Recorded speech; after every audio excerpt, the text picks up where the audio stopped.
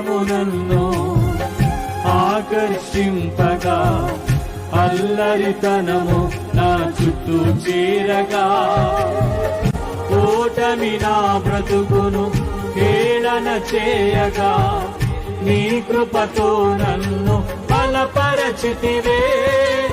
ఇంతగా నన్ను హెచ్చించుటకు ఏ పాటి వాడను యేసయ్యా. ఇంతగా నన్ను హెచ్చించుటకు ఏ పాటి వారము యేసయ్యా. నీ కృపకు ఎల్లప్పుడు కృతజ్ఞులము, నీ కృపకు ఎల్లప్పుడు కృతజ్ఞుల. అందరం కృపయే స్వరమెత్తి గట్టిగా చెప్పండి. ఆయన కృప లేకపోతే మనమేమైపోయేవారు?